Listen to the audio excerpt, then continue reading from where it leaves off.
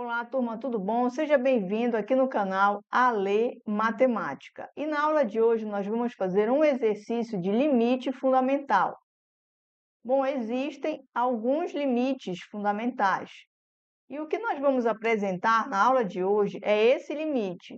Limite de x tendendo a infinito, também pode ser menos infinito, daí abre parênteses, 1 mais 1 sobre x, fecha parênteses elevado a x. Então, se o limite tiver essa estrutura, o seu resultado é o E neperiano, ok? Então, em um exercício de limite, quando a cara do exercício for algo parecido com isso, nós já sabemos que nós estamos no mundo do limite fundamental. Então, a gente tem que forçar o aparecimento dessa estrutura para poder utilizar a igualdade. Então, vamos fazer um exemplo bem simples da aplicação desse limite fundamental.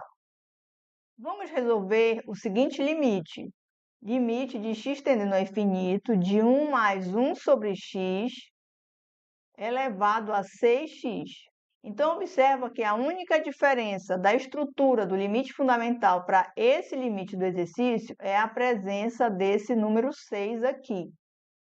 O conteúdo do parêntese está idêntico ao fundamental e nós temos também aqui no expoente o x. Então, como é que nós devemos resolver esse tipo de limite para forçar o aparecimento da estrutura do limite fundamental? Como eu tenho o conteúdo do parêntese elevado a 6x, eu vou reescrever da seguinte maneira. Continua aqui o conteúdo do parêntese elevado a x, então eu já dei uma cara de limite fundamental, só que o nosso exercício tem a presença aqui do 6. Então, o que é que eu vou fazer agora? Colocar essa estrutura do fundamental elevado a 6. Então, se eu reescrever o limite dado dessa maneira, eu não alterei em nada o limite original que eu tenho que resolver, pois entre o x e o 6, a operação matemática que existe aqui é de produto. Então, x vezes 6 vai dar o 6x que nós temos aqui, ou seja, não alteramos em nada o nosso limite original.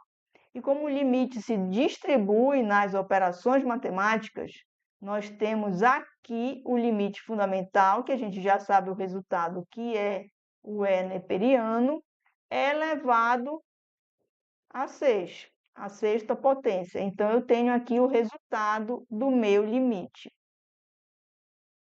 Essa foi a nossa aula de hoje e até o próximo vídeo.